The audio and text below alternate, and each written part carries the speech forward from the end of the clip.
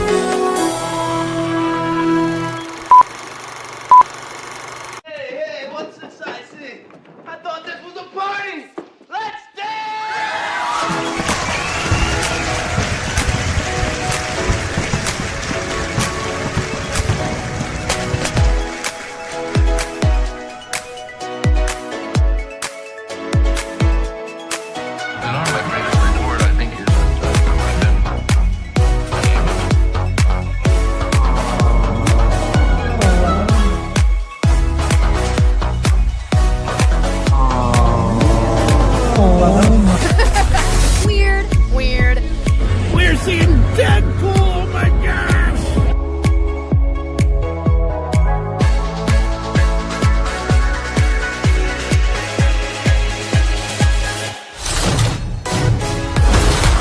Think about what you get.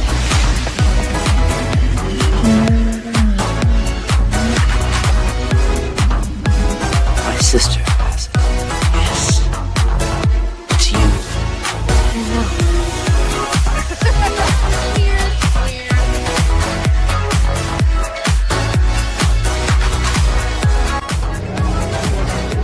Wintertime here at Hogsmeade Village. Lieutenant Dan. Hello, Forrest. You got new legs. Titanium alloy.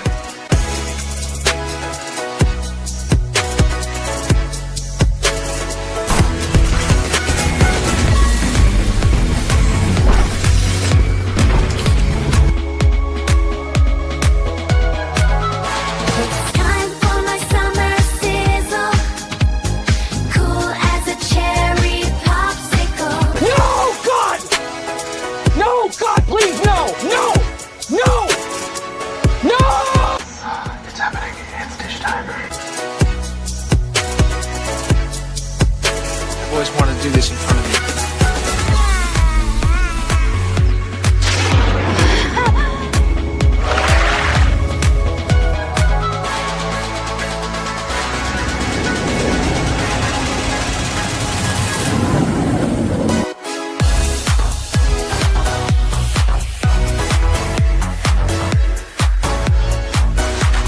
Creating content that enlightens and lifts you up. Dish, sir, dish. Me at Splash Mountain. Just pepper these in here. Hello, everyone. This is Kermit the Frog reporting live from the final showing of Muppet Vision 3D.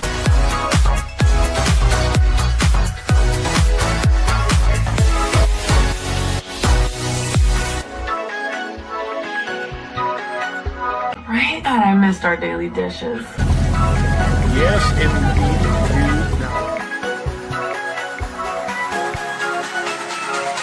You know, I really don't remember you being this opinionated. Who knows? It's Hollywood, baby.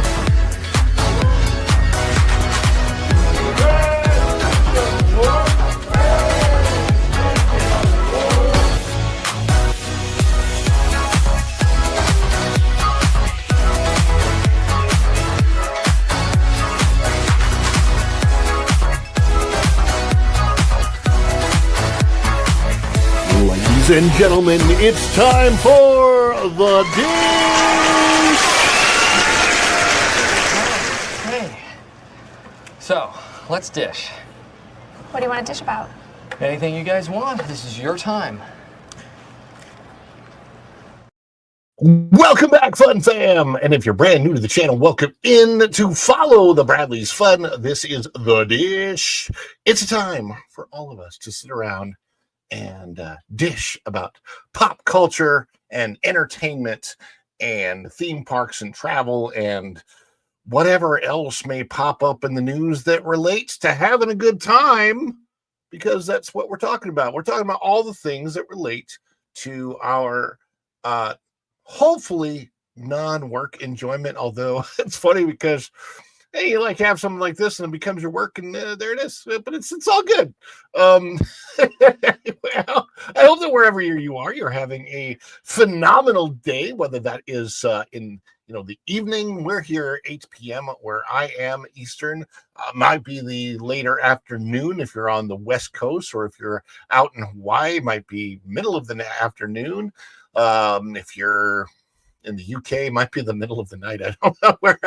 Wherever you happen to be watching from, I hope that the time that you're spending with us is phenomenal time, and I hope we give you the best entertainment and show and news and all the news. It should be fun, right? That's what we like to do. I want to say hi to everybody that is in the chat. Thank you guys for being here.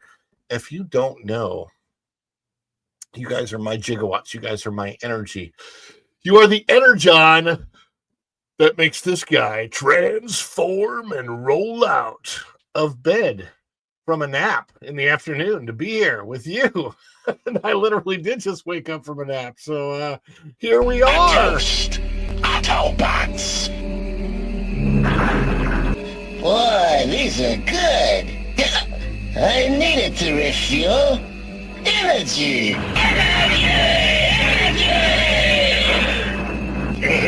This stuff's the greatest! That's right. This stuff is the greatest. It's the jack of all trades. Yes, that is true, man. That's my whole life. I've been like a jack of all trades, master of none. However, it's mostly been focused on forms of entertainment and recreation. The things that I've done in my life, I've never really done, like, everything that I've done has kind of related back to the recreational or entertainment world, whether that is hospitality, food service type stuff, or theme parks. I've really spent my life in theme parks. Started off at Six Flags as a caricature artist when I was 18, but also in the show the following year. So yeah, it's been a time. And I was a music theater major at the university, and I went to the same university as other music theater major Jodie Benson, who played the voice of the Little Mermaid, Ariel. But we were slightly different times. She was out of there before I got in. So let me say hi to everybody that I've seen coming in the chat so far. I saw William come through the door first. William Schweiker. I hope I'm pronouncing that right. Hello, everyone, he says. And I said hi back to him. And then this we'll talk about in a little bit, but it has to do with, of course, our super chat, super things, super stickers, the goal of the show and all of that. And the support that we get from you, which is great and amazing. And we appreciate every little bit of it. And if you don't have the ability to support the show, please don't. But if you do, that's great. Sarah says, hi, guys. Linda's here. Sarah's here. Tom is here. He is not only wrenching away, but he is also going to be a guest. And, of course, he is also wrenching every time I try to make a joke, because he's like, oh, God, there goes Ron again. Let's see. We've got Native Hawaiian Aloha. My beautiful wife is in the house on her new channel, which I keep seeing pop up. I don't know if this is I still haven't had the discussion with you about this, baby. I don't even Tesoros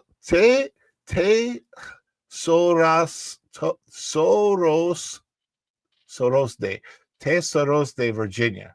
I don't know what that means, but it's got to mean something good, right? Jess Hart's Theme Parks is here. Said hi to everybody. And William says, hit the like button. Please do.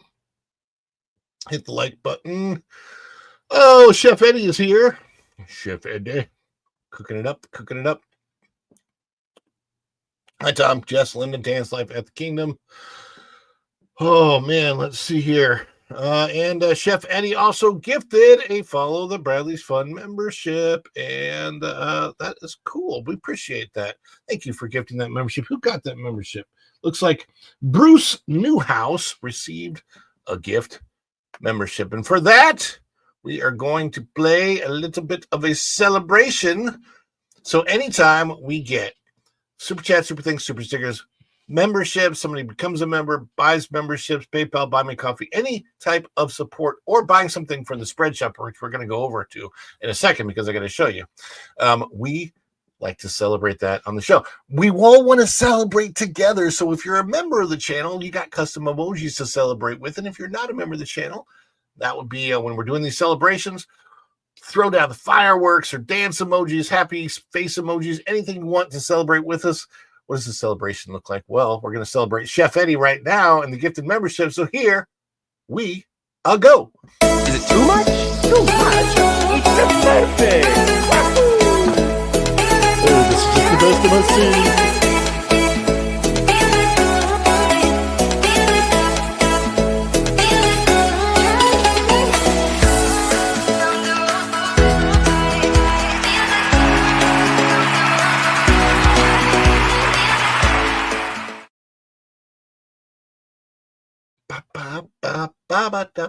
Okay, now let's see. We've got some guests who are waiting in the back. One of our good friends is here with us. Afternoon, everybody.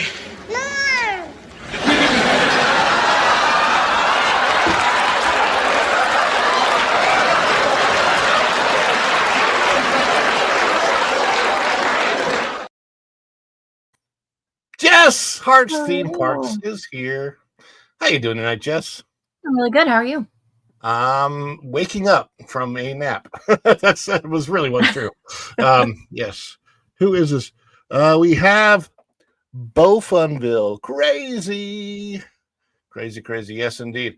Hey, speaking of crazy, we met the goal the other night because of you guys out there in the chat, and I promised you something. Okay, if we met the goal. If anybody remembers what the promise was, it was the fact that I promised a new t-shirt in the spread shop. So, without further ado, we are going to show you what the new design is. For all of you that have been following all of the Disney news over the last few days, and if new people come into the show tonight, we get more and more, people in the audience, I may have to show this a couple times. But yes, here it is. This is our new design. And let me make that even bigger just so that you guys can see it for sure. There it is. All right. The design is called Rest in Peace, Reed E. Creek. I miss that guy. I don't think I miss Valid point. Yeah. Anyway, so what it is, obviously, Go and Shogi gave me the idea the other night for this, and there is a tombstone in front of a mansion that looks like it could potentially be haunted, but I have to say it that way so I don't violate any copyright whatsoever. And the tombstone reads, "Here lies the ashes of Reed E. Creek. With foot stuck in mouth, their outlook turned bleak." So, yeah. What's that? That is fabulous. That is fabulous. So there it is, guys. That is new in the spread shop. It is the design is available on lots of different shirts. You can also get it in different colors. There's like a purplish kind of color, like this dark gray. This one looks really, really good and very appropriate with it. Or you can freak people out and just get it in the bright yellow. Woo! People aren't going to miss that. So, and it's all kinds of colors. So if you go to the spread shop, and it's available there. Yeah, let me make sure I put that link in the chat. If you buy anything from the spread, there it is. Native Wine, got it. Perfect. If you buy anything from the spread shop during the show, let me know. You'll have to say that you bought it in the chat, and then we will celebrate that just as we celebrate anything. But that design is available on lots of different products. Excuse me. And we also have, of course, our family logo design, family avatar YouTube design. So you can see what that looks like. You can get that on bags, on hats, on t-shirts, coffee mugs, any of those things.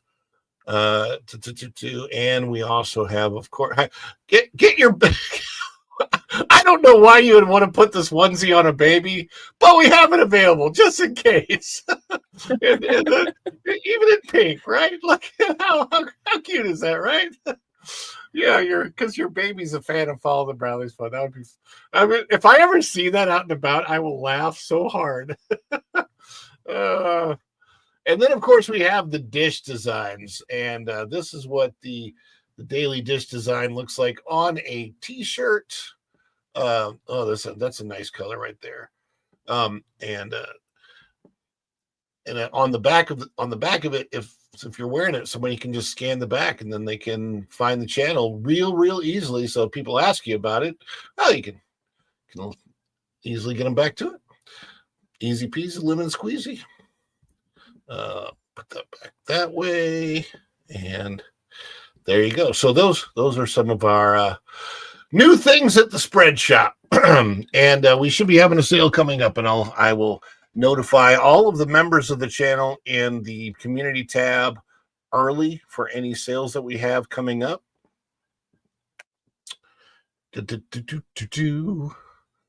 Baby, you have to let me know what that first word means, because I don't know what it means. It's treasure, I think, Ron. Is that what it is? I think so. Baby, does that mean treasure? Treasure Virginia. Wow, I do treasure Virginia, so that makes sense. I got a frog in my throat. Ribbit. Oh. I hear a knock at the back door. Hold on a second. What is that?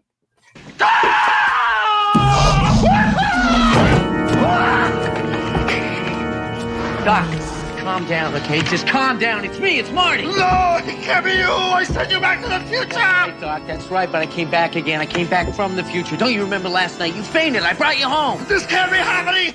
You can't be here. It doesn't make sense for you to be here. I refuse to believe that you are here. Well, he is here. There he is. The man, Hello. the myth, the pirate, Tom. Hey, I like my shirt. Hey, yeah. It's a good one. Look, if you're a fan of Kevin Bacon and you're on the No, same this is regular level, bacon, dude. you're on the level of Star-Lord. I get it. You and Star-Lord fanboying together. you and Chris Pratt hanging. See, I'm repping the Buckies on my end. Nice. Oh, nice. I have to be careful about how can't just say, Jess, that's nice, Beaver. So that's gotta be careful. Like, Well, the wife will beat you. She'd hit you, and I'd make yeah, fun well, of you. it's the Bucky. You know, it's yeah. That's all. That's so it's just one of those things where it's a beaver. It's never mind. Named Bucky. Name Bucky. So yeah, there you go. Anyhow, Dan's Life at the Kingdom is here, and he says hola to Virginia. And Going Shogi has knocked his way through the door. Going Shogi, do you want to see what the design looks like, brother? Let me show you how it turned out on the shirt so you can see it. Because I don't think I showed you the shirt design yet. I think I showed you let me see here. Let me see. Here you go. That one's a little small. I need to bump up the size on that. Let's put it into black. All right. And we'll throw that on the stage. There you go, Going Shogi. That's how it turned out. The t-shirt. So I promised that if we met the goal, I would do a new t-shirt. And the goal tonight for the super chats is more videos. I promise to work on more videos. The goal of this month is to end up with a video every single day but it's going to take some time to put some in the hopper in order to start getting them out every single day. I've been trying that for a long time, and it's really just me working on the channel here, and because of that, I don't have any other. I'm the one that edits, I'm the one that produces, I write, I do it all, and that the challenge with that is it's harder to get out something every single day. But if culture can do it, I can do it. So there you go. And thank you, Go and Shogi. Maravita's here. Maravita, what do you think? So Maravita helped contribute to this t-shirt, and let me see if I can. I don't know if I can. Let's see if I can make the design bigger. Yeah, here, just so you can see the design. There it is. That's the design that goes on the t-shirt, Maravita. So there's new t-shirts on the spread shop. If you go to the spread shop, you'll find this design. There's a mansion in the back of this that looks kind of haunted with a tombstone in the foreground that reads, "Here lies the ashes of Reed E. Creek, with foot stuck in mouth, their outlook turned bleak." So there it is. So Maravita, howdy. Everybody's saying hi to each other in the chat. Guys, thank you all for being here tonight. Won't be just any night. And thank you also already, Chef Eddie, for the gifted membership. But now it is time. It is time. Keeps on running to start getting to the newsy news items. Let's see what we got.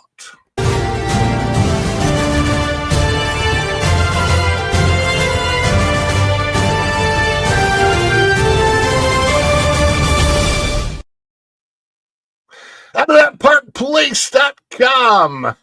The summer 2025 box office tanks. Superman couldn't fly. Jurassic World couldn't roar. Fantastic Four couldn't stretch. Man, the summer 2025 box office has just been an absolute disaster. We're going to put the numbers on the board for a second just to show you. This is out of the numbers. You can see how bad it is. It's really bad. Like, this is, I don't think this last domestic box office. Look at the weekend gross for all of these movies. Is there an ad at the bottom? I like it. I'm trying to see if they add it up at the bottom anywhere. There it is. 59 movies at the weekend. The entire weekend, $65 million total for all of the movies combined. We sometimes will have one movie that hits over 100 million. We've had weekends where the movies hit over 200 and 250 million at the box office in one weekend domestically. I think Endgame might have done that when it came out. Craziness. It ain't like that anymore, guys. The box office, it is a dud. It's, and it's one place that you can go in the summer when if you want to go out and you want to stay cool and not be in the heat. People sometimes go to the movies to avoid the heat. I don't think that's happening this summer. And the second biggest movie at the box office this weekend was a 50-year-old film that was re-released in the movie theaters, Jaws. Jaws saw a box office gross of $9 million, with a per theater average of $3,000 per theater, which of course is less than a third of what K-pop Demon Hunters did when it came out. The newer movies, Freakier Friday, God, what was that? $6.5 million. Fantastic Four, $5 million. Superman still at the box office, $2.5 million. Bad Guys 2, which actually we saw at the movie theater with my family. Took the whole family to see Bad Guys 2. Great movie. Had fun with that.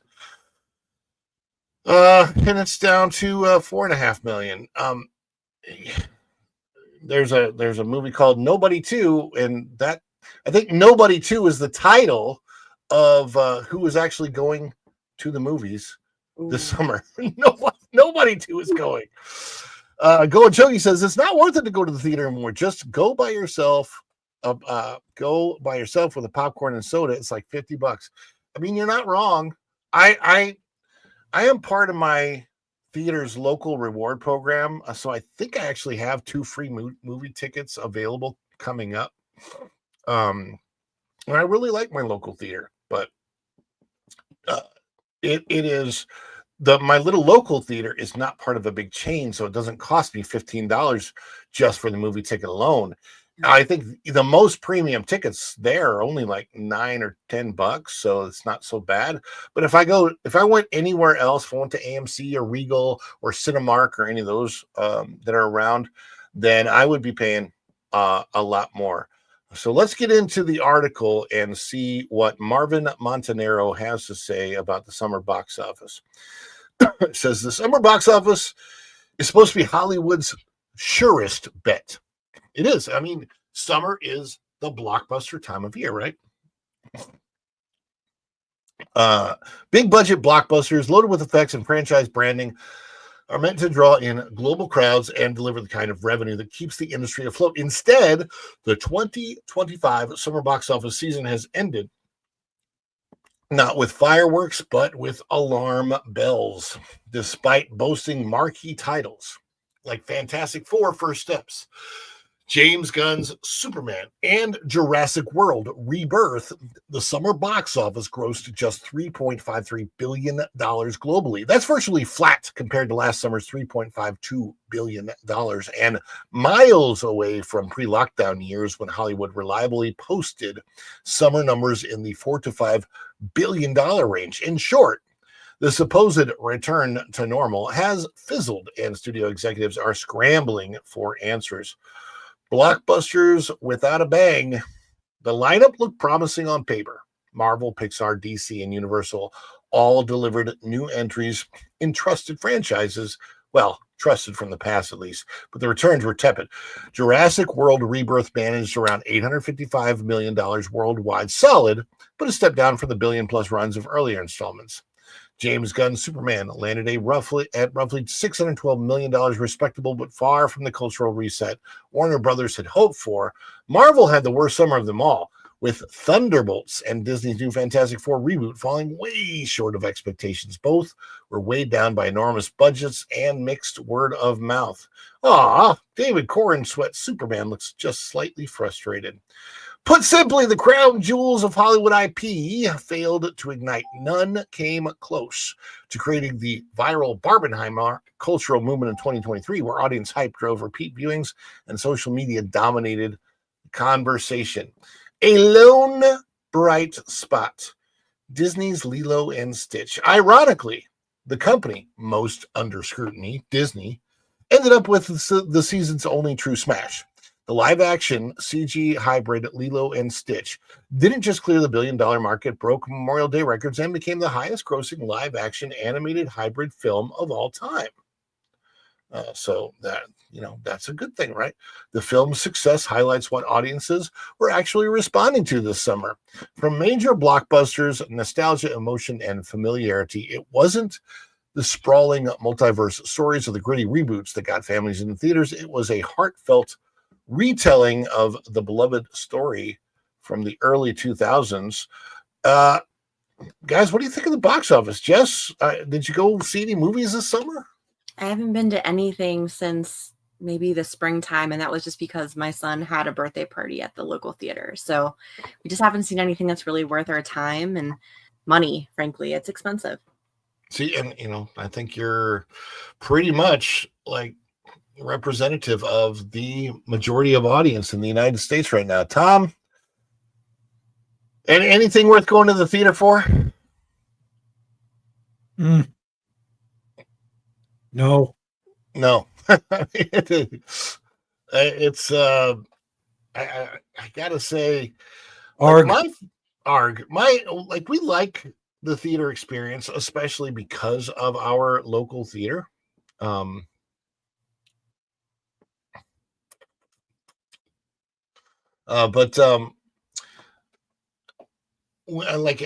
think we're lucky. It's one of the reasons I like the location we live in Orlando. It's very, very close. It's like literally 5 minutes from our house, this theater. Now, we can go 5 minutes the other direction and hit Regal, but Regal costs twice as much, and the food costs twice as much. The theaters aren't as comfortable.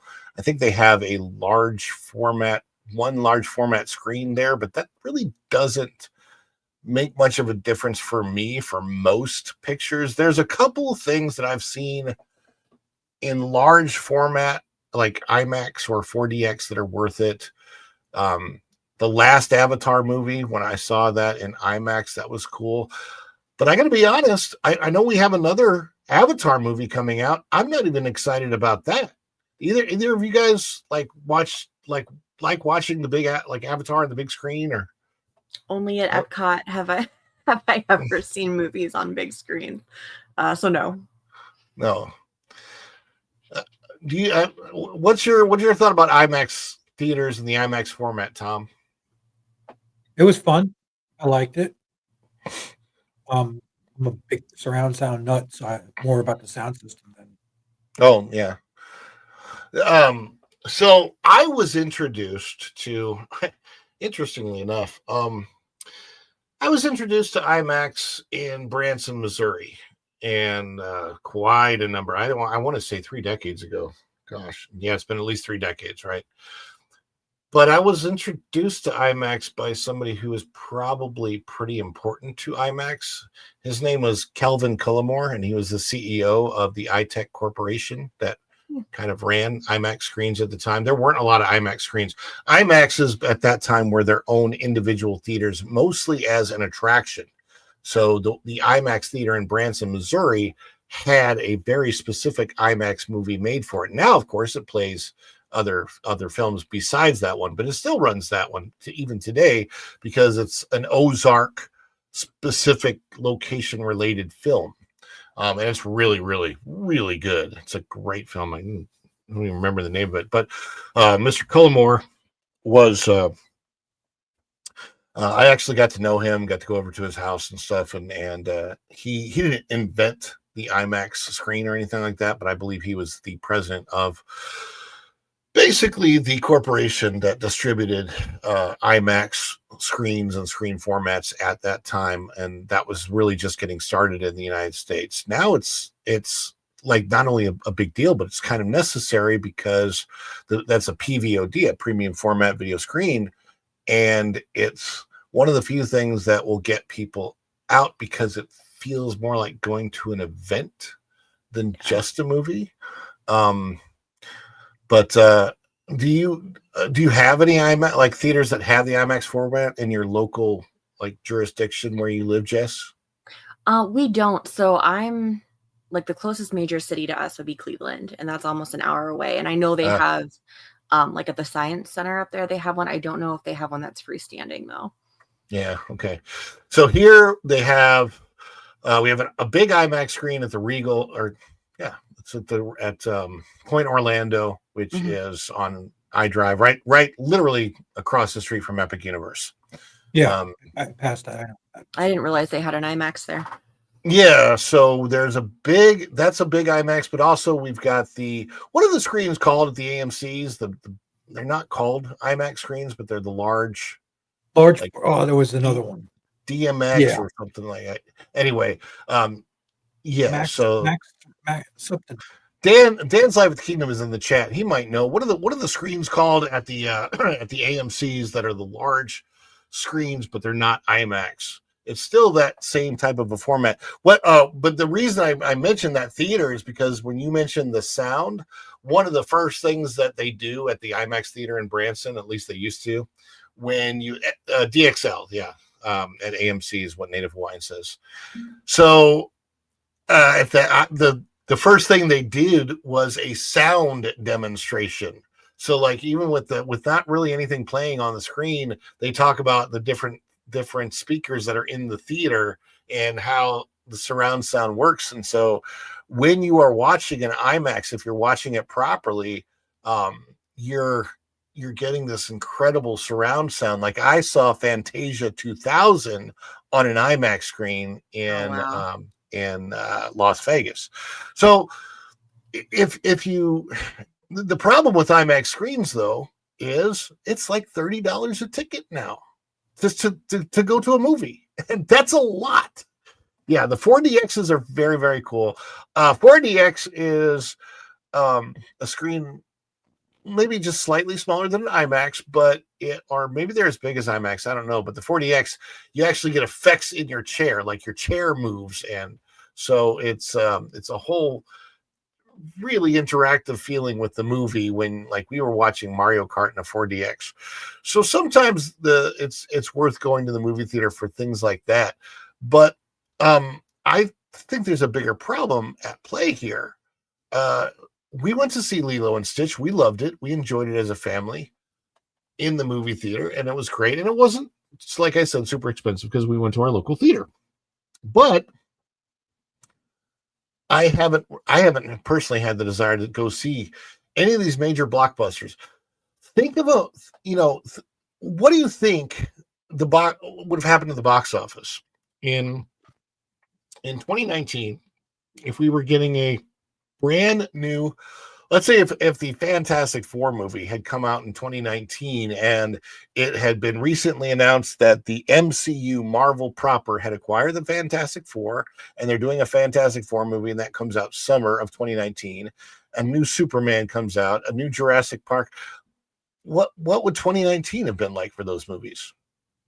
I think it was a completely different world at that point. I mean, not to go back to 2020 and the little thing that happened there, but we all got very used to everything being available in our homes for oftentimes a much lower price. And if you're not sure that it's going to be something that's worth your time and everything, nobody's going to go out and spend that $20 or $30 a person at the theater. Well, and it would have been rough. Yeah. I mean, it's the expense. I mean, you're right. 2020 did happen. That was a reality. For some people, there were areas of the country where theaters were shuttered for, I want to say, like a year and a half. There were some theaters that weren't opening until like the fall of 2021, and maybe even some like in California may not have opened until 2022, or even when they did open, they have like ridiculous rules and you have to have 2 seats between you and the next person and you have to wear a mask while you're in the theater. And there were just things that basically people didn't want to go and have that experience and have to pay money for a lesser type of experience. And so people stopped going and every bit of content that we could have asked for was given to us in our homes for streaming. And a lot of people, hit streaming. Now, Going Shogi has a great comment over here. He says, I was honestly getting sick of going to the theaters before 2020. People on their phones, uncomfortable seats were wearing me down. Now, I have to say, my theater, the seats are extremely comfortable. But they've also put in a whole brand new seating system. So they're all of the seats in the theater that I go to are comfortable lounge seats. So you can lean back in them. You can put your feet up. It's really nice. They even have literally full day beds that you can rent. So mine has a bar. Yeah, and ours has a bar. Food in a bar. Yep. And they recline, but it's like if they had day beds, I'm not going near that. Well, the problem, I've never done the day bed because I'm afraid I'll fall asleep. Honestly, like if I'm sitting there, if I'm laying down in a day bed watching a movie, I am going to fall asleep. It's going to happen. Prices were lower and Hollywood wasn't pushing DEI and the woke nonsense. I agree. A lot of it is the messaging that has come out with the movies since I want to say about 2016 when it kind of started. And Maravita over here says, when I lived in Vegas, I used to go to the theater once a month. My little treat to myself to go to the new lounge seat theater and pamper myself. I moved back to Iowa, and then 2020 hit. I wonder if you lived in Vegas in the year 2000. That's when I did my commercial out there. But yeah, 2020 just changed so much of everything. Morgan King is here, watching, I believe, over in Tom's channel. Hello, Morgan. Good to see you in the chat. Sleeping in a theater bed. There is not enough antiseptic in the world to clean it enough for me. I mean, they're not designed to be slept in technically, but it is a little bit I look at them and it's kind of strange, that they have them there. But we can see that, like, the odd thing is that Disney has had flop after flop after flop this year. And it's, I don't know. I feel like Disney is one company that is so much the opposite of a lot of other companies. Other companies, if they had one success, it wouldn't be touted so much. Disney, it's like they have one success and everybody ignores the failures. But Disney wins the summer 2025 box office, but only because everyone else lost. This is also by Mr. Marvin Montanaro. The summer 2025 box office has wrapped, and the headlines will tell you that Disney came out on top. That's technically true, but if we are being honest, this victory says more about how dismal the competition was than Disney's strength. This was not a coronation, it was a race where everyone tripped over their shoelaces and Disney just happened to hobble across the finish line first. According to Deadline, the domestic summer box office grossed about $3.5 billion. That's slightly higher than last year, but still far from the $4.5 to $5 billion Hollywood once counted on before the lockdown era. In other words, even with supposed heavy hitters like Fantastic Four, Superman, and Jurassic World Rebirth in theaters, 2025 couldn't deliver the kind of movie-going rebound the industry has been promising for years. Disney's highlights and, sadly, embarrassments. Disney claimed the #1 studio position for the season, but the slate was a mixed bag at best. Lilo and Stitch live action was the rare breakout, crossing the $1 billion mark worldwide. Nostalgia drove families into theaters, but one hit remake isn't a strategy, it's a lifeline. I also want to say that I found the marketing for Lilo and Stitch, the Super Bowl ad and such, really worked well. I think the marketing for Lilo and Stitch is really what got people into the box office for that. My family, we loved the movie. I personally was not a fan, and I know a lot of people don't like this live action remake, but I wasn't a fan of the original Lilo and Stitch. I didn't like the artwork for that movie, like the style of artwork for that movie. It just didn't hit me back when it first came out. So the way they did the live action remake, I actually liked better. You can pick on me for that if you want, I understand. But those are my feelings about it. I really liked the live action personally much better than the cartoon version.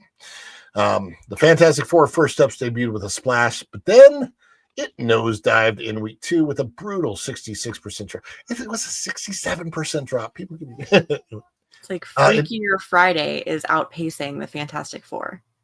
That's really from this scary. Past weekend. That's wild. Yeah, 40-year-old Lindsay Lohan.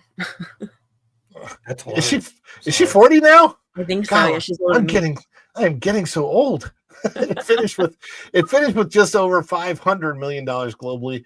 The best Marvel showing of the year, but hardly the kind of juggernaut Disney used to bank on. Thunderbolts found some critical favor, but audiences stayed home. Only a $382 million worldwide ticket barely broke even in the theaters. Elio, Pixar's original film, won critical praise, but fizzled in theaters with a $152 million take against a budget that some estimated topped $300 million after the film had to be completely reworked. Oh, look at Lilo and Stitch. Our Hannah means family, and family means nobody gets left behind or forgotten.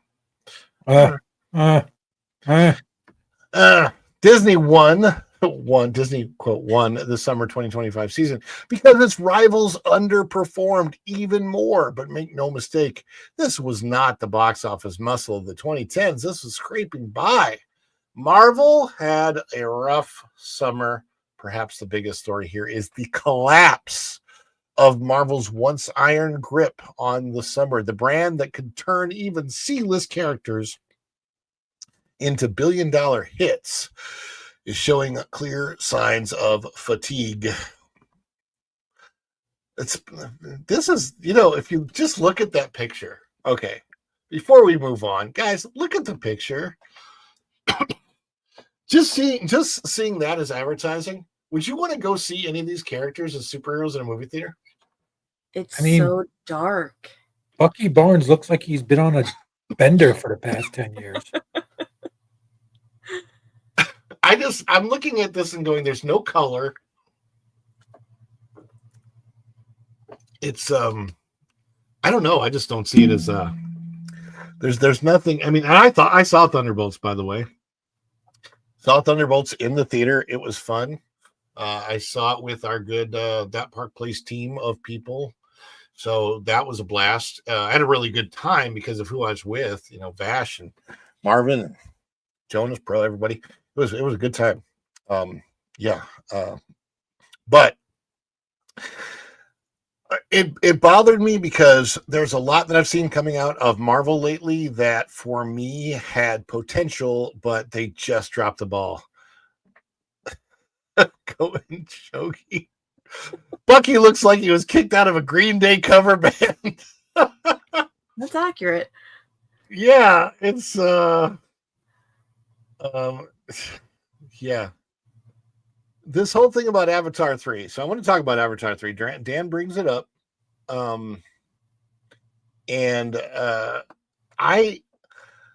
This is the first Avatar. Well, okay, so the first Avatar movie I didn't really care about until I went to actually see it. And I'm like, oh, that's very, very cool in 3D and all that stuff. And I like to see it in theaters. Then, because of the rides and because of the land at Animal Kingdom, I wanted to see Avatar 2, The Way of Water. But honestly, now that I've seen Avatar 2, The Way of Water, and the first Avatar movie, the story is boring. There's nothing that, like, I couldn't, let me put it this way. I can't tell you even now exactly what the story was. It was pretty. It's that, and it was.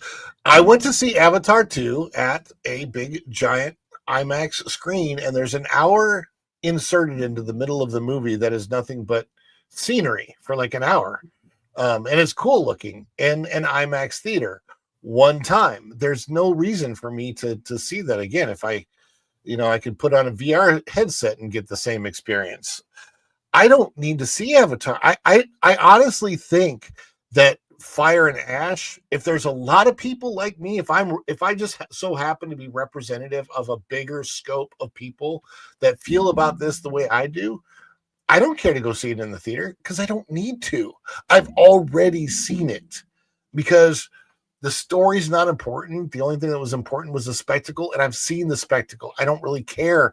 I don't think they can do that much new with Fire and Ash that they didn't already do with Way of Water.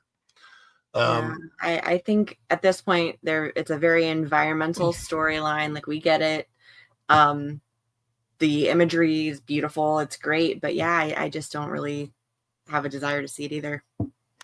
Well, yeah, I mean, it's funny because I'll be honest. I think James Cameron, because I know that James Cameron wants the messaging in that movie, the whole environmental messaging, but you really can't have environmental messaging when you put it on a different planet where it's not Earth and it doesn't matter to humans. Like none of that stuff matters to humans. None of this is real. It's all fake. So there's no part of that story that I relate to as a human going, oh, that makes me want to save the whales because some space whale that doesn't actually exist is in pain or has some kind of weird consciousness. And I mean, it was the storyline was weird. Like, we need this. I don't know. It's just, yeah, it's dumb. Anyway, Maravita says it's like going to watch a juggler that just throws everything on the floor and yells 52 card pickup. I will just stay home. Thanks. Yeah. Yeah. I want another Aquaman, but it has to be done right. No turd scenes. Are you saying that you don't want the Aquaman's girlfriend to end up throwing some things on the bed for her boyfriend? Is that what you're under the boys? Yeah, right. So we read on here, like, audiences didn't line up for Thunderbolts despite the positive reviews and a fourth quarter rebrand to the new Avengers, because they're not the new Avengers. They're not. They're like, that'd be like the D-list D-Vengers or something. Fantastic Four may have looked promising, but the sharp decline in its second weekend confirmed what fans online have been saying for months. Marvel movies are no longer must-see events. They're just movies. Plus, if you put Pedro Pascal in something, it makes me not want to go see it. It makes me want to stay away. And I think there's a lot of audiences that stayed away from the Fantastic Four specifically because of Pedro Pascal. Let me know in the chat if you stayed away from Fantastic Four specifically because of Pedro Pascal. I'd like to know. I don't think I'm the only one.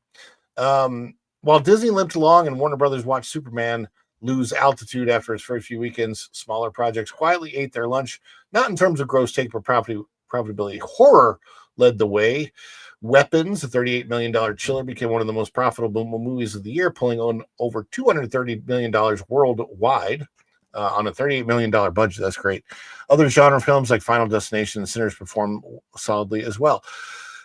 Meanwhile, original projects like F1 the movie reminded audiences that fresh concepts can still find traction at the box office when given room to breathe. And the irony is striking. While studios keep betting billions on superhero reboots and live-action remakes, audiences are finding more thrills and more value in the mid-budget originals. So, if lessons were to be learned, the lesson would be, hey, make better movies for less money.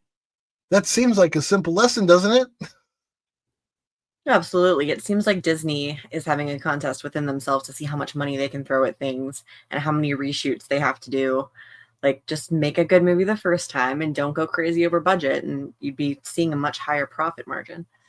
That's Life of the Kingdom, Avatar 7, Pandora's Box. That's funny. Yeah, I mean... Basically, my thought as we conclude the story about the box office over the summer, it's been bad. I don't see anything that's going to fix it.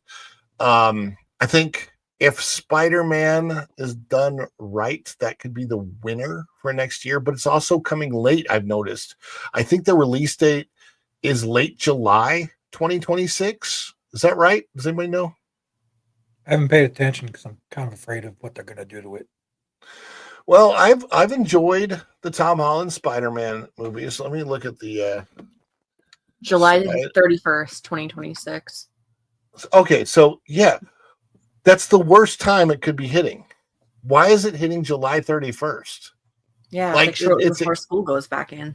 Exactly. You're giving it basically one weekend before school because nobody goes to the movies the weekend school's about to start. You just don't most families are gearing up for school, so they don't actually get out and do things that weekend. It's the weekend before that they're finishing up their summer stuff.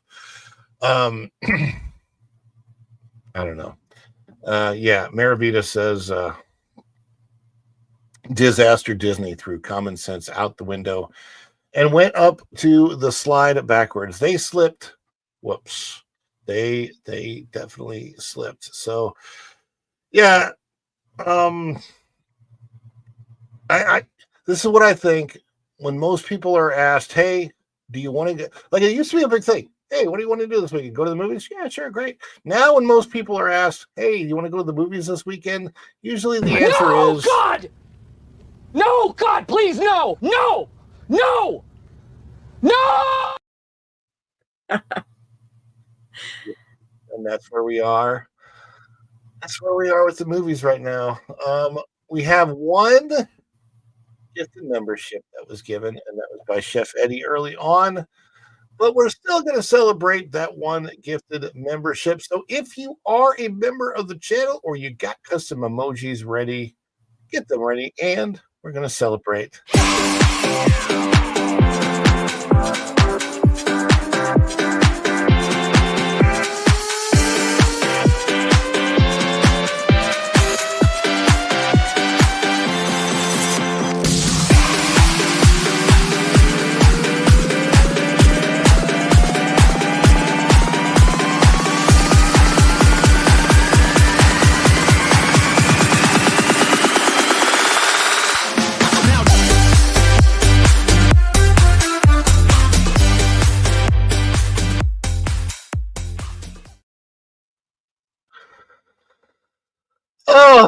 Goodness be gracious.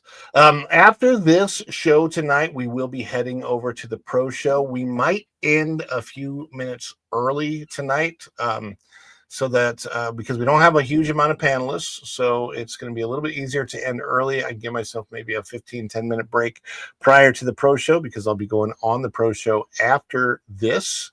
Are you? And let me see here. We have a number of stories, though, about Walt Disney World and I think even other parks. Well, there's that one. Oof, I don't want to handle that one yet. There's a couple of lawsuit stories that I could cover, but I think I'm going to wait on those. So we're going to cover a couple things that have been announced about Walt Disney World. This first one. Oh, wait. Before we get that on the screen, though, Maravita comes in hot with a super chat. To be fair, Disney is trying hard. We just don't know what they are trying to do. These guys are killing me in the comments tonight. Like, I can't stop laughing. So thank you for that.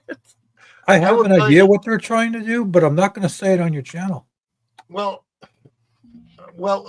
I'm gonna guess that the word that you were going to say probably rhymes with rooming or booming.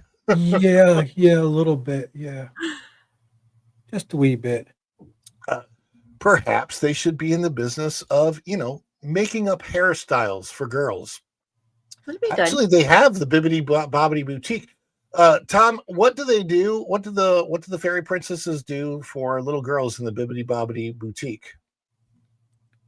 Well, they make them princesses because I had my granddaughter do that. Yeah, I mean, they groom them. And actually, my granddaughter took the makeup from the lady and said, "I'm going to do it myself." Did she really? Yes. That's actually kind of awesome. I laughed my ass off when she did. That's really funny. How old is she, Tom? At that time, she was 3 or 4. The girl knows what she wants. That's awesome. And now she's a lot older. But I was like, let's give Maravita the culture celebration.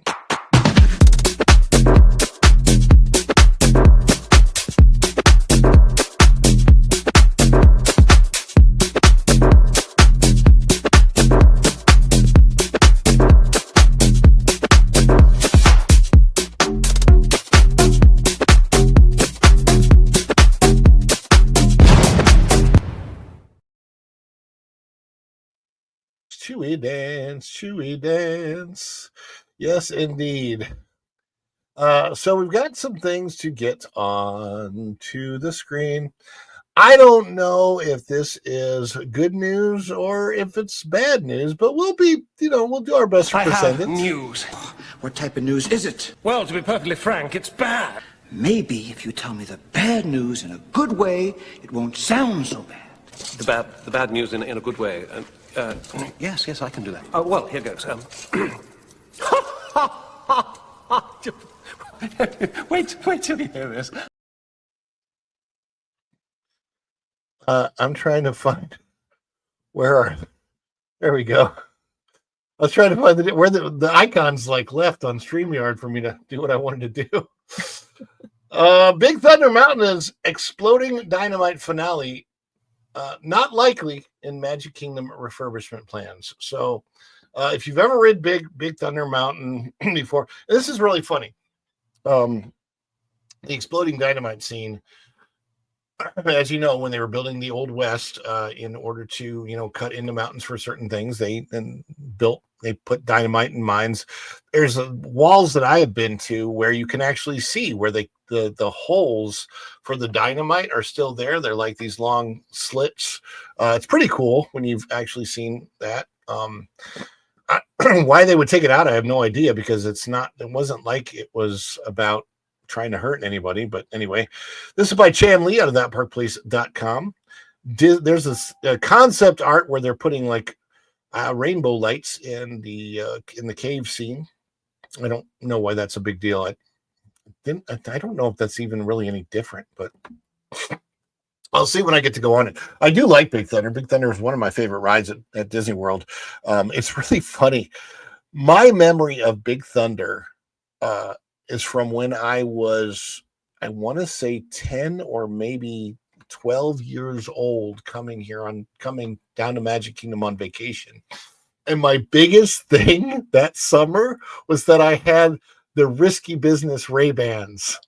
Yes. It was such like that was my like I remember that more than the actual trip itself is the fact that I had the Risky Business glasses. And I don't know why, but I thought I was the coolest thing in the world as a kid. Whatever. there it is. Walt Disney World has removed references to a previously expected exploding dynamite finale like the one seen in Disneyland from its official description of Big Thunder Mountain Railroad. The change follows the attraction's extended closure, which began on January 6th, 2025, a major refurbishment expected to last into 2026.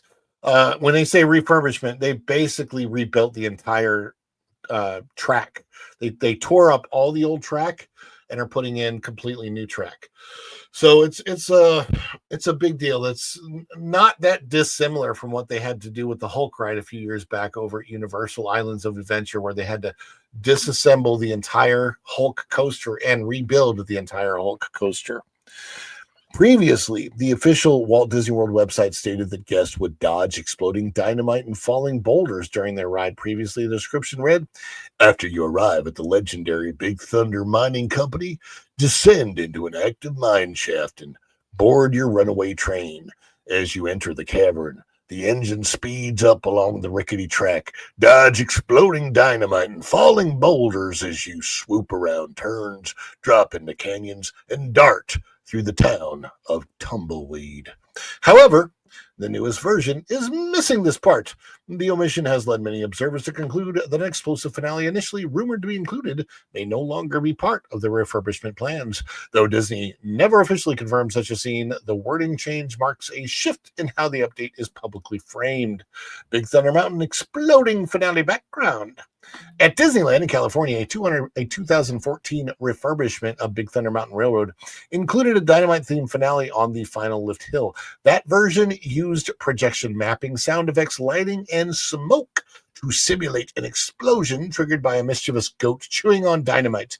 The scene was well received for its technical improvements and updated pacing. Many assumed Magic Kingdom's version would follow suit. However, the recent removal of the dynamite description indicates that the ride's refurbishment may take a different direction. The finale may remain as it previously was. The Magic Kingdom work on the Florida version has been ongoing since early January. As of August, visible changes include the demolition of large rockwork element, removal of animatronic props, and the installation of new infrastructure. A new lift hill is being constructed, and sections of the track have been replaced. I actually think the entire track is being replaced. From what I've personally witnessed, it looked like the entire track was ripped out and is being replaced. Disney has also revealed the updated attraction will include new Rainbow Caverns scene referencing the 1956 Disneyland Mine Train attraction.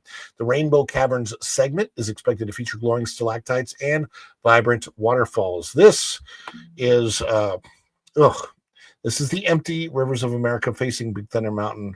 Oh, that looks horrible. It really does. Such bad on-stage show. Disney has not announced a firm reopening date, but signs that the attraction's entrance state coming in 2026, which, that's sometime next year, anytime. Construction permits filed earlier this year list an estimated completion by the end of March 2026. Point being is, if this is one of your favorite attractions when you come to Disney, don't come here right now. It's not open. I will say, this is one of the attractions that people do come to the Magic Kingdom for. So there's no comment yet by Disney on the removal of exploding dynamite, whether it's going to be happening or not happening, apparently. Would it make a difference? I don't know. Jess, you've been on the ride? I've been on the ride many times. I'm glad that they have replaced the track because it was due for that. I think it was getting to be a much rougher ride than it used to be. After seeing the Disneyland update, though, I mean, it's kind of a bummer if they're going to leave that part out. it's not even, I mean, it's just up the lift hill. It's not like it's a huge part of the ride, but it was a really cool effect. So I guess we'll get our rainbow caverns and waterfalls instead. Yay, more rainbows. I love rainbows. Oh boy. Yeah, I don't know that it's I don't know that's about being offensive or not being offensive. It might just be, in this particular case, not even about that or not. It might just be about money. Yeah. It is very, very, very likely, perhaps, that Disney just, well, here you go. Look at this comment by Maravita. They lost their butt in the box office and they can't afford it anymore. Also, Imagineers probably are creatively bankrupt on how to do it.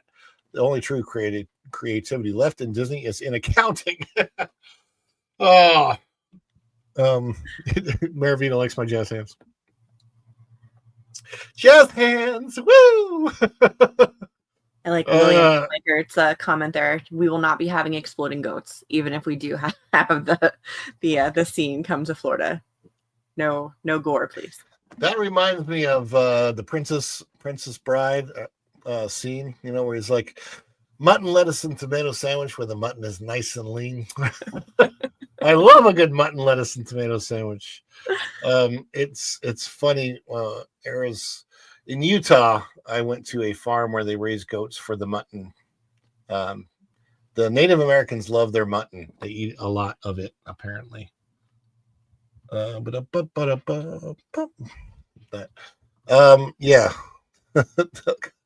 They'll copy the mine right at Knott's. Yeah, a lot of parks have mine train rides, so it's not like it's a new concept. It's a pretty old concept, but oh no, not shape language. They can't use shape language because dynamite is a shaped charge. You look like you have a lot of shape language going on there in the background, Tom. Yeah, like I do. Different. Those like guitars have pretty cool V's, shape language. They're so cool. Oros, another V, kind of a weird Les Paul looking thing, a Strat.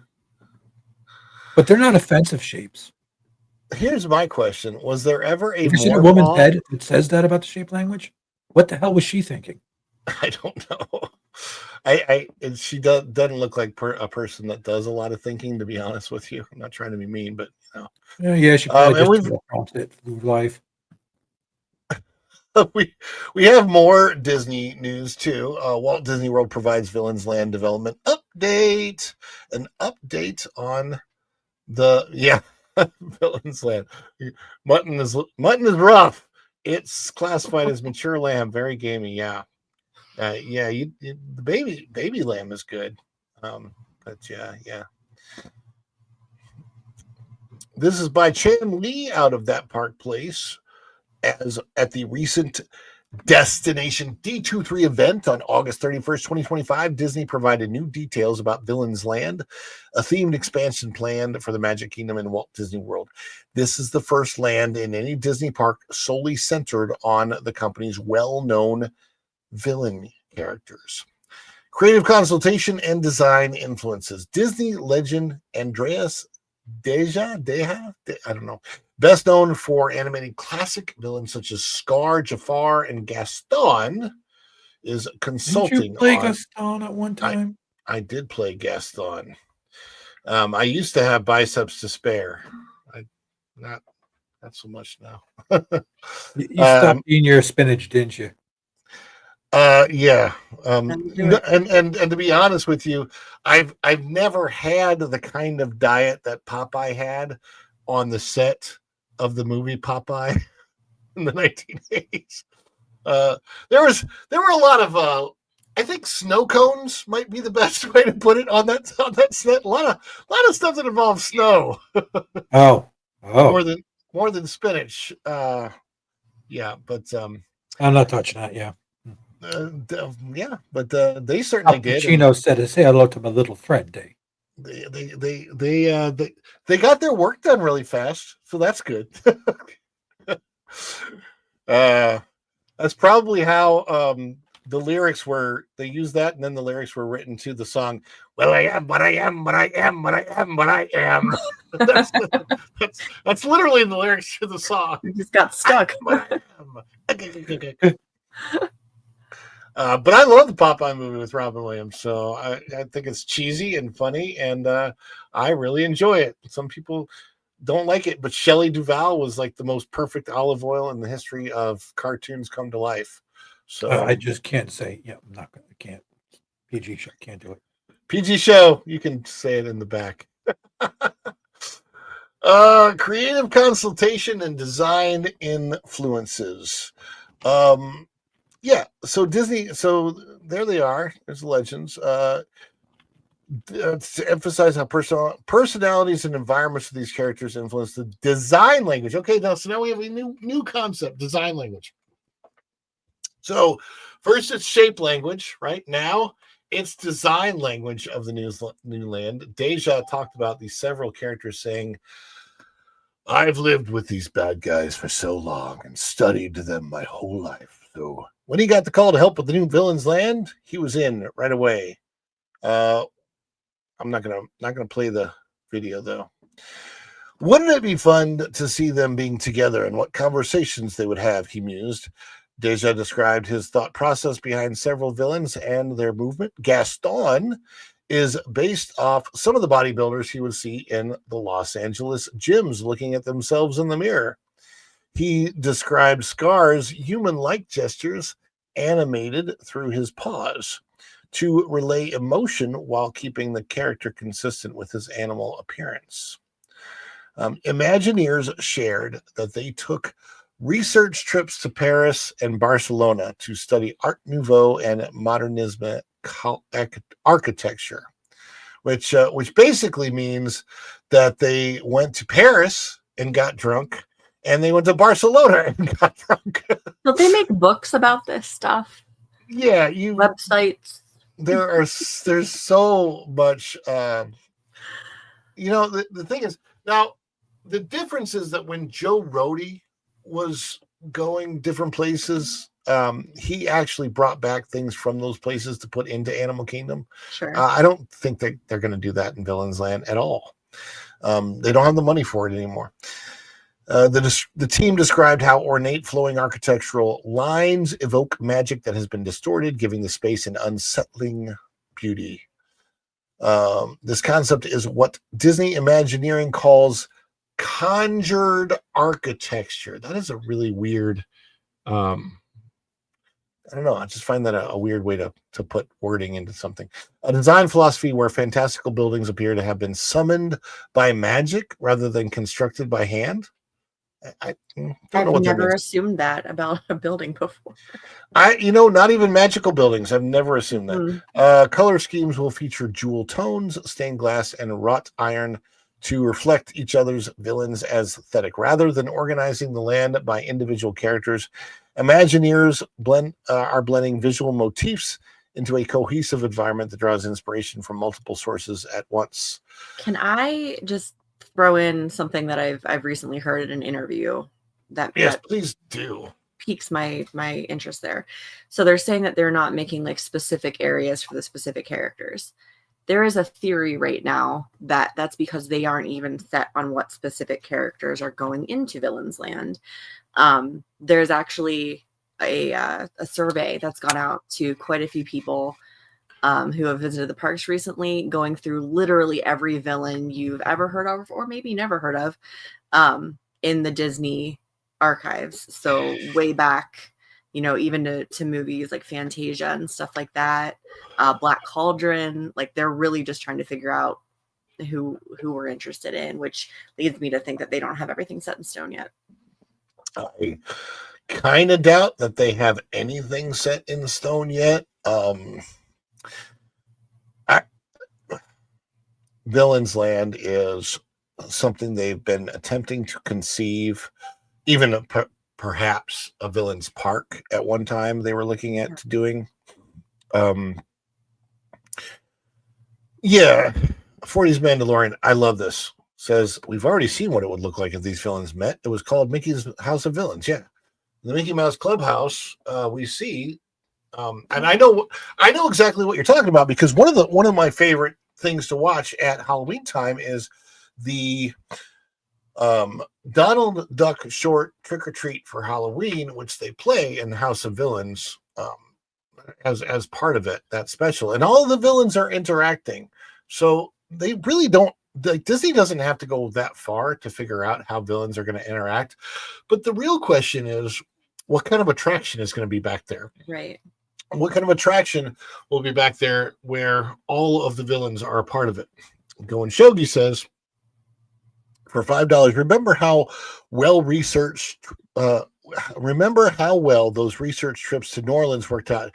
That's what I was thinking, Going Shogi. Exactly. Like, I mean, we're talking about probably a lot more drinking than researching, because there's nothing New Orleans about Tiana's Bayou Adventure.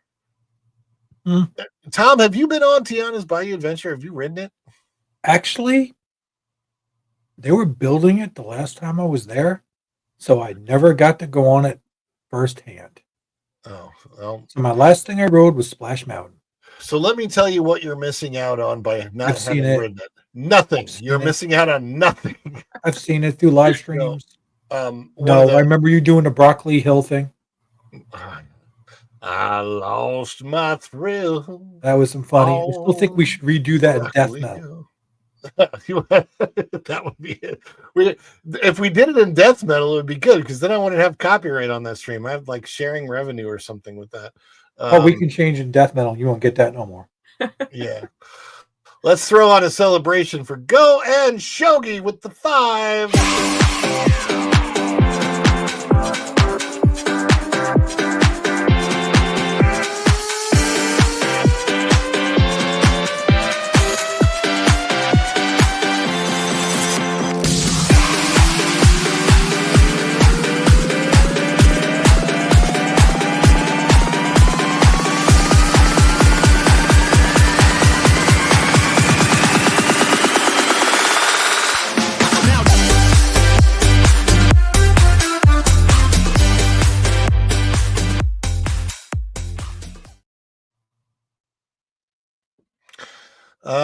Let me see this. There's a comment I saw up here. William says, have you seen Brian? I actually have videos. It's funny. Brian didn't like this. I don't think he likes competition in his sphere, because I had some of these videos where I would it was nothing. I mean, this is what Brian, the only thing Brian does is voices. Like, that's his big deal, right? So he does the voices and the characters impersonations. I've done a few of those videos like that, but also did videos comparing myself to Brian off of his videos that we're allowed to do. And after they got like 100,000 views, he decided that he took it down. So he blocked me from being able to respond to his videos anymore. So, and that's what I like about JoJo. JoJo from JoJo's World is a super nice guy, and I met him in person, and he does not mind me riffing off of his videos on the shorts that he does. It's very, very cool. And I love it when creators lift each other up, because I think that's what we should be doing. But yes, he's done videos in the past where he visits Disneyland, Disney World, does impersonations with the characters. So I'm never. It's hard to find a guest on now, to be honest with you. But I have done, like where I've done my voice for Mickey Mouse in videos, and I had Mickey Mouse to react to it. I think they're out there somewhere. I know I've got some that are on TikTok as well as a YouTube. But Mickey always likes it. Like when I walk up to him and I'm like, hey, Mickey, guess what? I know you can't speak to me, but I'm going to use your voice if you're not going to use it right now. Okay, pal? Oh, boy. Yeah. He gets a laugh out of that. I have no idea how many people are singing that song. I don't know where the vocalization is coming from. Villain's Land needs a Cave of Wonders roller coaster based on the Disney Quest VR experience. That would actually be pretty cool. Yeah. Anything based on what we lost when we lost Disney Quest would be pretty cool, because we lost a lot when we lost Disney Quest. I loved Disney Quest, and they shouldn't have torn it down. Unfortunately, I have to behave these days. My curse word of the day is banana boats now. Well, banana boats. But, man. Yeah, but we have no idea what kind of bologna sausage they're doing over there. By quote culture. So no, I never played Gaston in the park. Okay, so I played Gaston in the Broadway version of the musical off Broadway in 2005. It was a blast. I loved it. Yeah, and I used the role for auditions and stuff. But yeah, I played it. I played Gaston in the Broadway version, the Broadway musical, not on Broadway, but off Broadway. I did go right after that to audition for Disney. I went from that was in Springfield, Missouri, and then I went up to Chicago to audition at the end of the run. Like literally, I think it was the last night of the run. I had to finish, and I couldn't break down the set because I had to drive to Chicago that night to be up there for the audition the next day. And then I auditioned, and that was for the Beauty and the Beast that they do the show in Hollywood Studios. That was in 2005. So I auditioned, and then I got called back. And then while I didn't receive the role, I was put on the list of people that they would call if, they needed substitutes or whatever. And it just never ended up coming to fruition. But I got pretty far with it back then. It just never actually happened. So it would have been interesting. There's when you're in the entertainment business, one little thing can change your life or not, and it's kind of funny when that kind of thing happens. I always think of those characters who get cast in the what is the first episode, the pilot episode of a show. So there's characters that get cast, and they're in the pilot episode of a television show, and then you never see them again after the pilot. And you think they thought to themselves, this could change my life. And for whatever, the showrunner didn't like them, or like they kept the show going, but then they're no longer there after the pilot. And they're like, nope, your life didn't change, but the rest of the people went on to become multimillionaires. It's like, oh, so close. How heartbreaking would that be? Yes, Go and Chogi says, if you haven't already, please do hit that like button. We appreciate that. Oh, I forgot Monday was a holiday. I am spared for one more day. I had to check the garbage calendar in the app. Oh, no. You have a garbage app? I want a garbage app. What's that for? Like when they come pick up your garbage? Yes. We have a one of the big, what do you call that big bin, big whatever that we throw all our garbage in? Yeah, we have a dumpster. Mm. And take all of I our have a garbage. dumpster. It's called somebody drives an old beat up Mustang next door. Oops, I said that out loud. Yeah, don't do that, man. Don't do that. Let's see. I want to. I think that the other part of this article relates what's coming in Villain's Land to the show that's there right now in Hollywood Studios. Attractions and thematic scope. The land is expected to feature 2 major attractions along with villain-themed dining and retail areas. While exact ride concepts remain unannounced, the area will include 13 villains. See, they're saying this, but I don't know that this is really, I mean, they haven't done any development on the land that's going to be Villain's Land yet, so a lot of things could change. So I think this is more speculation than anything else, but they say that the ride concepts remain unannounced, which means that they don't have them. They don't know what they are.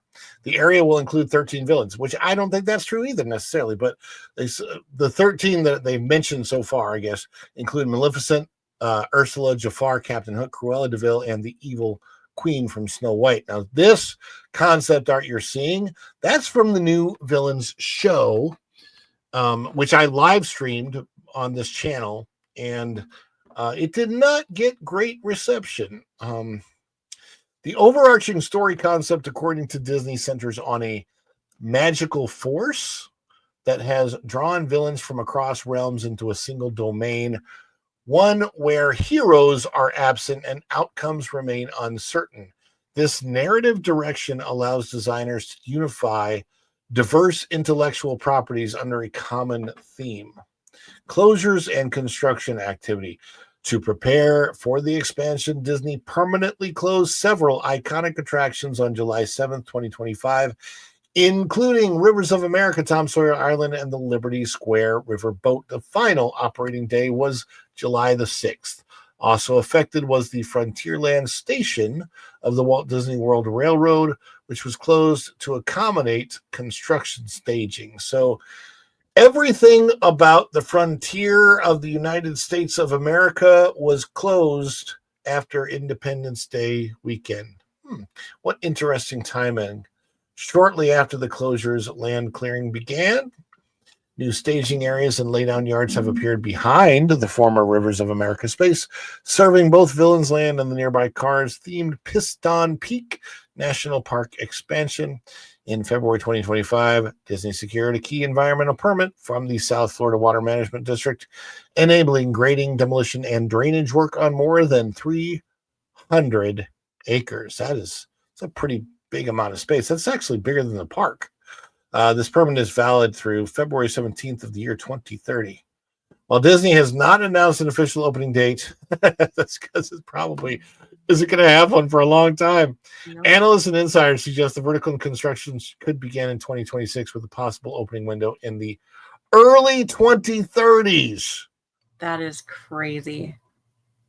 Oh, yeah. I mean, you're talking about half a decade away or more. Given the scope and scale of the project, the long development timeline aligns with previous large-scale park expansions. I don't even think we're going to see the Cars Land until 2029, to be honest with you. So you've got Cars Land going in and Villains behind that, and the ruination, the complete ruination of Frontierland in the meantime. My question is, what on earth would anybody want to go to the Magic Kingdom for right now?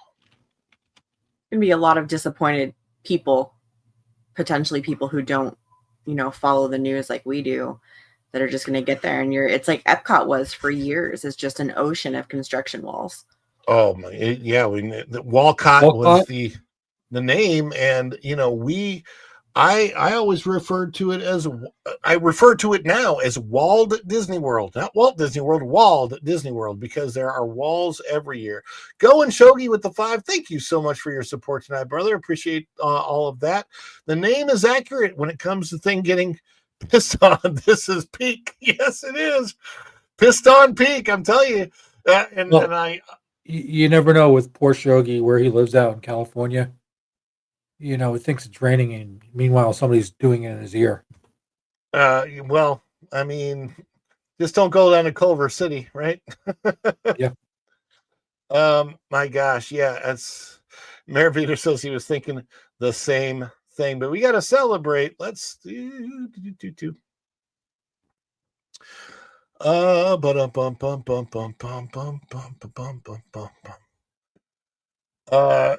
Yeah, speaking of Epcot. I think what happened is I went to Epcot.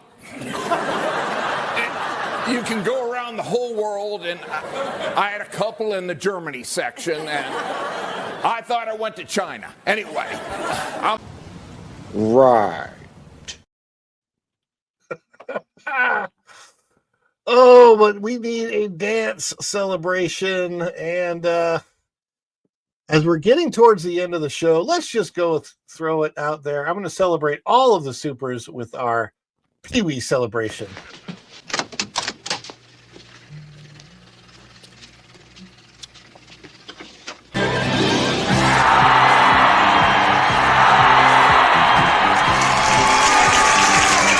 Is it too much? Too much? It's perfect! Wahoo!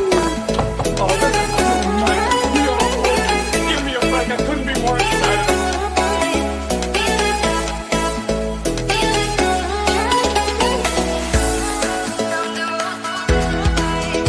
Okay, it's making me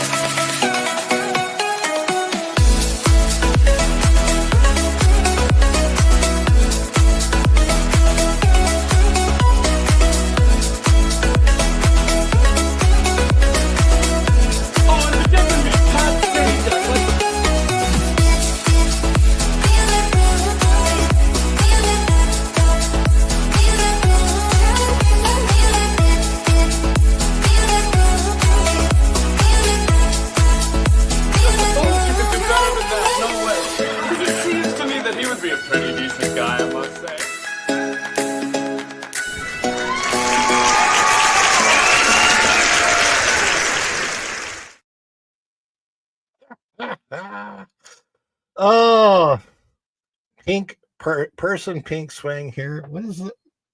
Oh, okay. I see it now. Kit Kat. Oh, strings and books. Jeremy was having supposed to be on the show, but was having some internet issues tonight. Sorry about that, brother. But we will have you on. Hopefully, you can be here on Sunday. That'll be great. Saw The Wiz in the theater as a kid. I thought it was incredible. The Wiz is amazing, and in my personal opinion, The Wiz is 1,000 times better than Wicked could ever hope to be. Again, though, I still think that they should make a Massachusetts or Bostonian version of that movie and call it Wicked Awesome. So you guys, welcome to Shiz University. It would be great. Yeah. All right, let's see. I think okay, we covered that one. Ooh.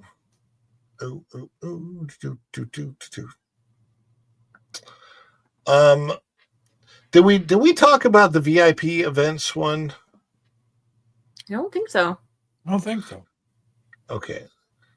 I don't know that we have covered this particular story or not yet. This is by Pro. And it talks about how the crowds are really low. And what they've done at Disney World is push VIP events. And I've actually seen this in my advertising on my Disney Experience app, especially, and this is really odd, but especially the water park events at night. They're still trying to push those glow nights and stuff. Anyway, Disney parks admit August and September crowd levels are low at Disney World and try to push VIP events. This is from September 1st by WDW Pro. The Walt Disney Company appears to be admitting that August and September are looking very uncrowded at Walt Disney World. The solution the company offers for people wanting to see it even less crowded, well, the VIP events, of course. Here's this segment from the Disney Parks blog. You won't believe. Best time to visit Disney World for the lowest prices. Use the calendar on the theme park ticket page to view the lowest price days at a glance. So we read that there. Summer offers many of the lowest price dates, including some of the least expensive ones in August and September. Last minute trip, anyone? By the way, are they free? Yeah, no.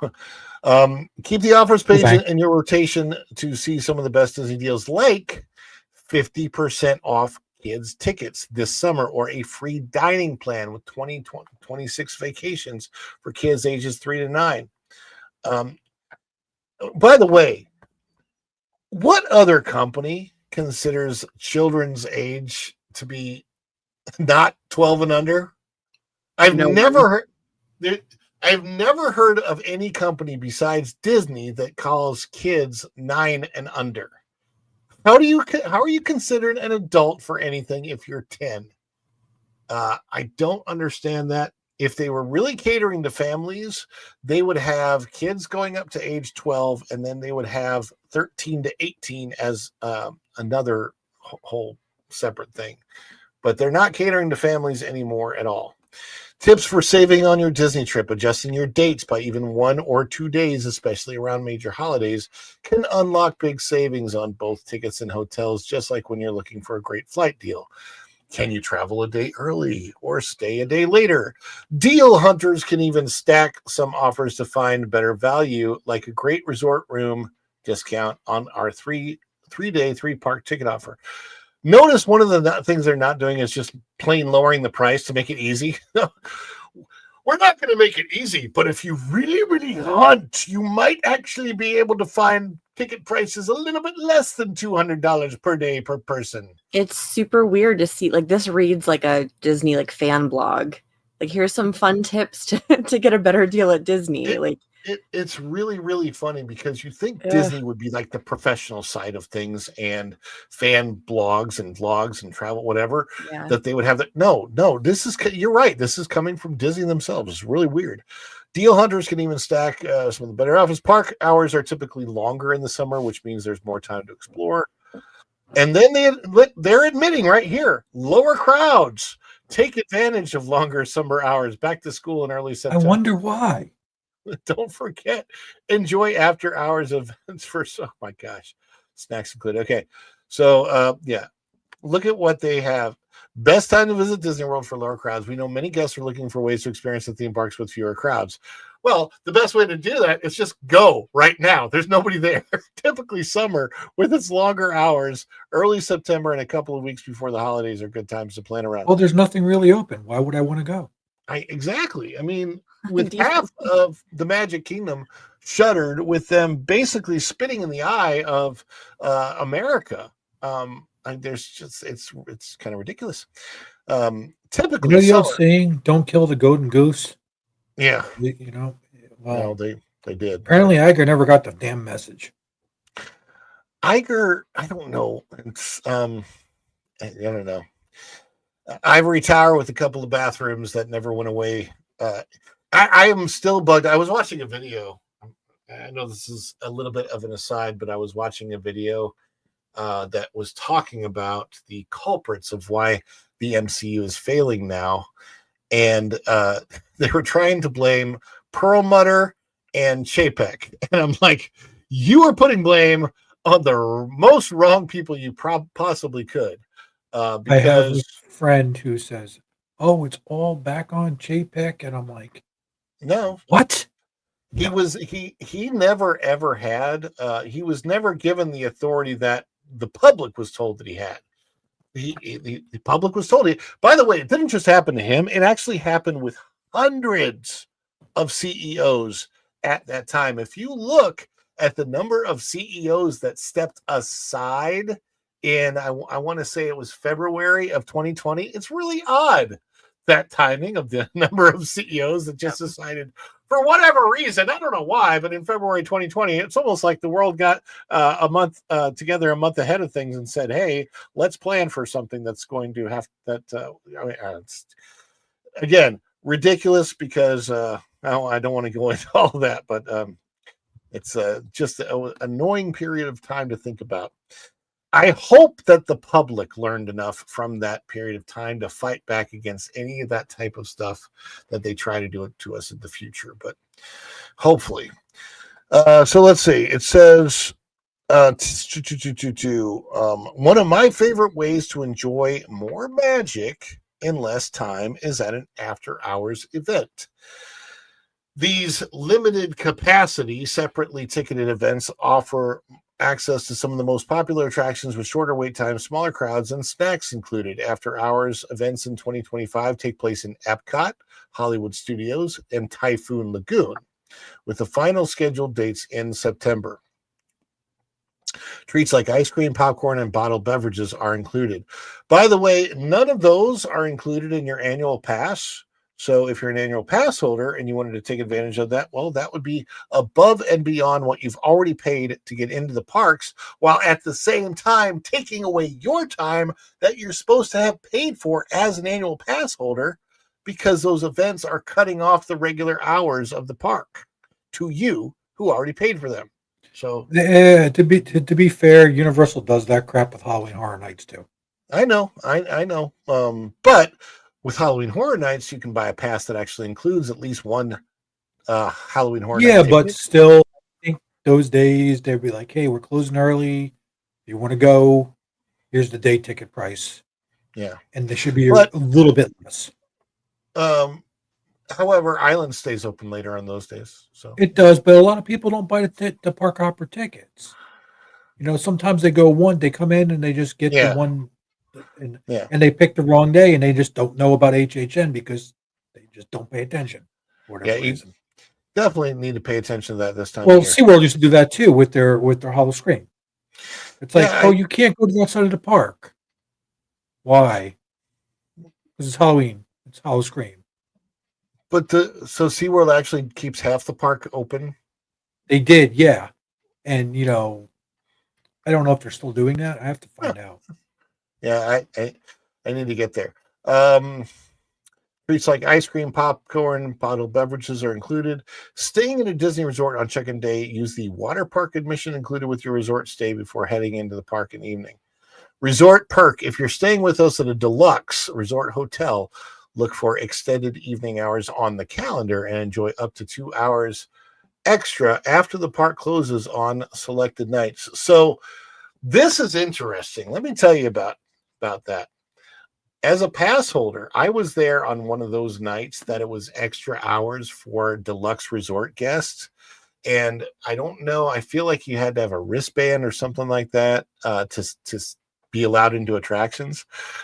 So it's after 10 o'clock and I'm there. I don't think I was streaming at that time. I was getting ready to leave the park because it was 10. I was supposed to leave, right? The park was going to stay open until midnight for deluxe resort guests. And I went by the laugh floor and I was talking to the cast members and they're like, you can just come in. It's okay. Just come in. They're like, I'm like, how many attractions? Because I did. I went to the laugh floor and I stayed and I was there till at least 10:30 or whatever. But I'm like, I wonder how many of attractions that cast members would have just let me on without, like I'm just here because for those particular events, even though you're supposed to be a deluxe guest, they don't really kick anybody out of the park. It's just a matter of whether or not you're allowed to go on attractions. So you can still stay late if you want. Yeah. And another thing that happened wasn't you, Tom. It was somebody who was trying to film the new Starlight Parade. He said, look, if you stay for the late parade, you'll basically have the park to yourself. And they did. They stayed for the late parade. And by then, the park is, generally speaking, cleared out these days. So if you're a late night person, now is the time to really enjoy Walt Disney World. I don't know if it will still continue to go down in attendance, but I suspect that for at least the next 5 years, Disney World attendance is going to be lower than what it has been.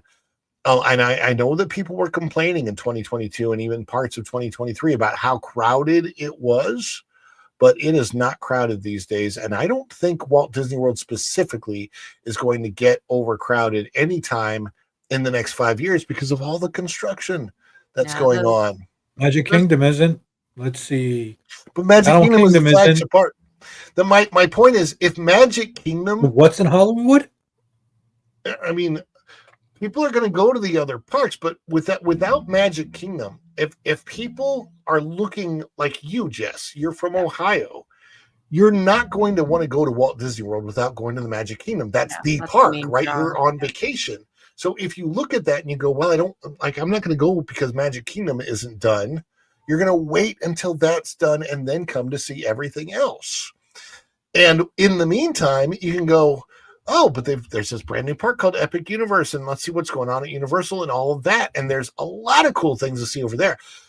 Over the next 5 years, one of the things that could massively shift is the number of people who are alternatively going to Universal instead of Disney, with the idea that they'll come back to Disney. But if Universal wins those people over as, wow, we don't even really need to go to Disney anymore, that shift could be massive. Major sea change. Yep. Yeah. And that is kind of what I'm seeing. is coming. Disney reported that admissions were up, but they were counting all the construction workers. They were counting all the events. Disney might do some cutbacks. Who knows? I have no idea. Maravita says, what popular attractions? They're all closed. They are. It's really like Big Thunder's not even open. So, and that's one of the best rides that there is. Yeah. Go woke, go broke. Disney. I know. Who was it that says all things that are woke turn to? I can't remember who said that. Well, the one thing we know about Villains Land is they won't be asking James Woods to come in and work on it as Hades. Yeah. Oh, yeah. I love James Woods, and I love his Hades. And you're right. They probably, all things considered, I think that Disney probably will not deal with James Wood. But I will say, if you do decide to go because maybe you like the idea of there being lower crowds, and so you do go to Disney sometime in the next 5 years, remember, when you do, go there with lowered expectations. There you go. Tom? Yes, sir. Where can the people find you on these magical interwebs? You could find me on YouTube. I'm on X. I don't post much on X. So I'm going to wrench around trying to film rocket launches. I was too lazy to get my butt up this morning and film one. Heard it. Didn't film it. And appearing on your show, Lorena's, Batman Walkings, and trying to do some other stuff. But and wrenching everywhere. Wrenching. Throwing around the blue wrench. Sort of about like wrenching, but a little bit different. Yeah. And Jess Hart's Theme Parks. I've been watching some of her content. She just went to, well, you can tell the folks. I'll let you tell them. More Cedar Point. But yeah, I thought, Ron, you saw some of my older content. I have made a couple of branding changes over the years, so don't be too confused. It's still me. But I also have some really old nostalgic Disney stuff, some ride POVs on there, even back to the original Imagination ride. Some video of the subs when the lagoon was still there. So go over, check out the channel, and subscribe if you would like to. I'd appreciate it. What's that 1992 video that you have? 92? Yeah, you have a 1992 video on the channel, but I think it's like an official Disney thing. Oh, I don't know. Oh, you know what? That was probably the magic of the holidays at Disney or something. Yeah. Yes. Yeah, I have so many VHS tapes in my possession. I also have one of us, my family, when I was little, riding in the front of the monorail when that was still a thing that you could do. Oh, very cool. So, yeah, I was watching your content, watching your channel, and saw that you went through some different name changes. I do like that you said it on Jess Hart's Theme Parks because I just kind of like that. It's catchy, and it's you. I love that it's you. And so go over to Jess Hart's Theme Parks and check out some of her content, and she's putting new content up. They're not really going to get rid of Snoopy, are they?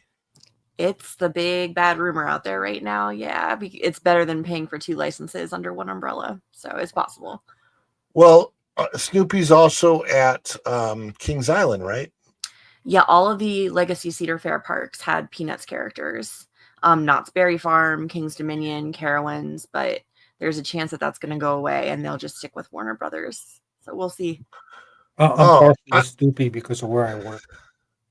Well, I'm partial to Snoopy because my wife likes Snoopy so much, and we were planning on trying to get to one of those parks here in the next year or two so that she could have that interaction, and that, she would love that. And I don't want that to go away. So I really hope that the Cedar Parks keep Snoopy.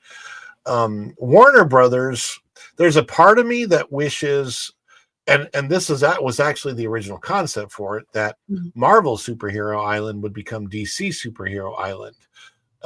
Interesting. Originally Universal wanted to contract with DC, and they actually had all the concepts drawn up for what a DC superhero island would have been.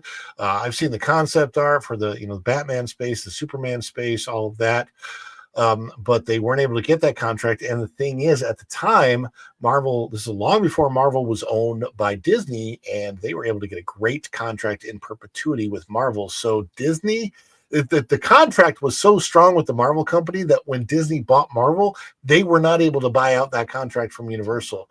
So Universal still has the theme park rights to a particular set of Marvel characters, which is the majority of Marvel characters, for any theme parks or anything like a theme park anywhere east of the Mississippi River in the United States. To have a contract in the 20th and 21st century. Yeah, it's crazy. So don't go subscribe to Tom, go subscribe to Jess.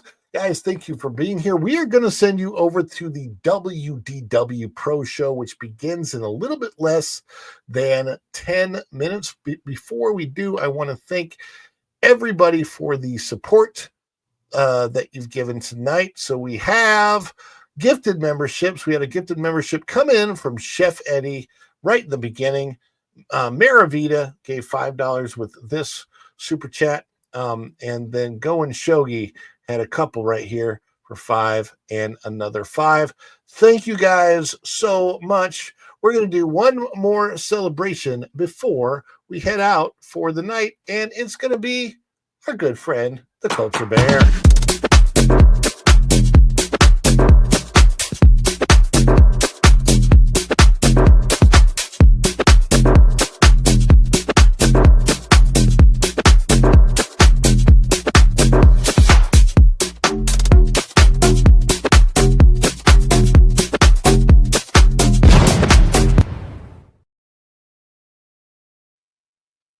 I love celebrating with the Culture Bear.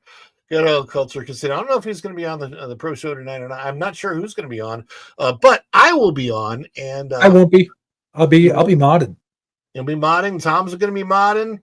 And so for the rest of you, we will see you over at Pro. Thank you, Jess, for being here. Thank you, Tom. Thank you, everybody that's out there in the audience, the greatest audience, the most intelligent audience on the YouTubes. Thank you so much. I will, the next time you see this outro, I should have hopefully updated it with the new channel members, because we got a lot of new channel members. So this will switch, but this is a little bit old and outdated. I will update it for next time. But for now, here is our outro. Thank you so much. And until next time, we will see you real soon. Bye, everybody. Ciao. This is done, man. Cleans them down to the shop. Ah!